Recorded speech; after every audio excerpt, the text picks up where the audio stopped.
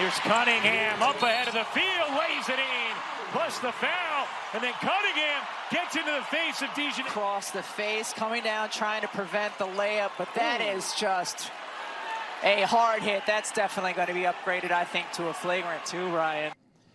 I'm sure you've heard about this by now. That was DiJonai Carrington with a head full of blonde hair barreling down the court in the opening minutes of a game on Saturday night, fouling Indiana Fever player Sophie Cunningham. She was tossed out of the game. The play was completely unnecessary. Beginning of the game, nothing was on the line. Opening minutes.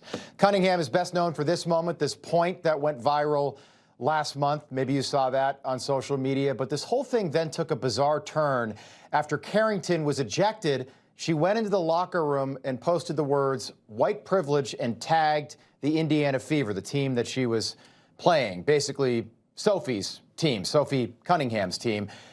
She posted it to Threads, which is also strange. She didn't do this on Twitter, which would be like where more people would see it.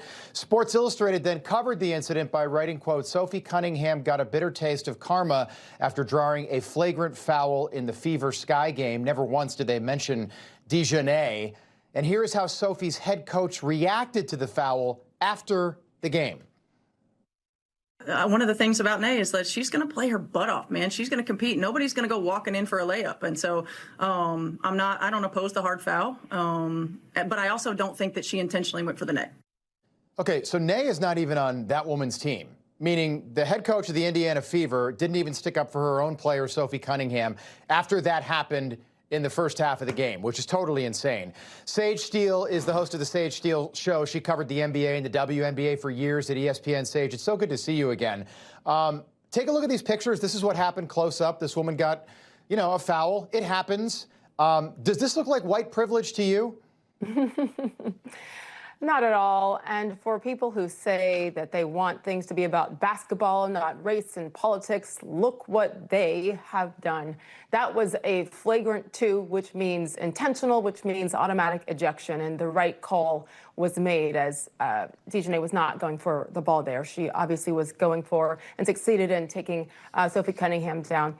Disappointing to me. Rob, I've known Stephanie White, the Fever coach, I first interviewed her when she was a junior in high school as Miss Basketball Indiana. An incredible player, actually an incredible, kind soul. I very much like and respect her, and I am very disappointed in how she is choosing to handle all of this right now. On any level, in any sport, the coach always defends their player. Even if they don't believe the player did the right thing, they lie and they defend the player. So it's just insane, especially right now with all that's going on. And she knew darn well that was a flagrant 2 and a really good call. So it's just disappointing, and you have to keep asking yourself, why? Why in their own locker room aren't they supporting this woman? Fortunately, Sophie Cunningham has such intestinal fortitude. She is doubling and tripling down because she knows she's right. Yeah, and I think, look, this player, DiJonai Carrington, I wasn't familiar with her before this happened. She's a dirty player. The NBA has dirty players. The WNBA has dirty players. There is a need for that on teams. She wore a sweatshirt right before the 2024 election that said F Donald Trump on it. And I thought that was just the league didn't do anything about that. They didn't say anything. She wasn't suspended. She wasn't reprimanded. The WNBA just has so many problems. And then today, she tweeted, this is DiJonai tweeted out this a couple hours ago, quote, "I never once claimed that the assessment of the foul was white privilege. That was your assumption. Try exercising your critical thinking skills. Furthermore, I am the last thing from ignorant when it comes to speaking on white privilege. Do your research on that one. I actually went to school, one of the top universities, I might add, to educate myself on this exact subject," end quote. Sage, she literally posted the words white privilege. What else did she mean? I don't know. Maybe a Stanford education has changed over the last few years. It's interesting. She was clapping back at another woke sports broadcaster, black woke sports broadcaster. So if even he was saying, okay, white privilege, you shouldn't have made it about race here, DiJonai. Maybe she should look herself in the mirror. You know, really good player, very good defensive player. She's also been on 4 teams in the last 2 years, so there might be something there to look into. No, there's something there to look into. 4 teams in 2 years, that's a problem. Right.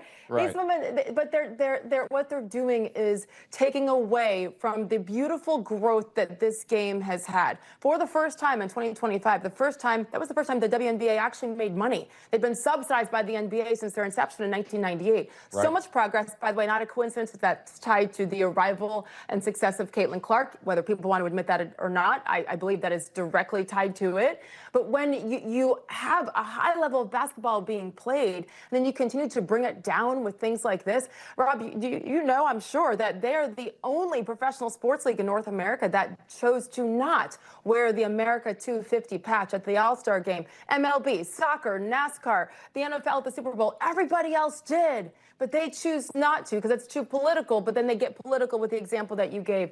You know what this is? This is terrible leadership. And Kathy Engelbert and company choosing to not lead out of fear of offending a whole litany of people. Why do you think, and this is just my opinion, but it seems like many of the black players in the league, DiJonai Carrington I think is one of them, have it out for these white players who have kind of become stars? Caitlin Clark, and then by way of proxy, defending Caitlin Clark, is this blonde player named Sophie Cunningham, who, Sage, I don't follow the WNBA, but I'm interested now just because of this issue.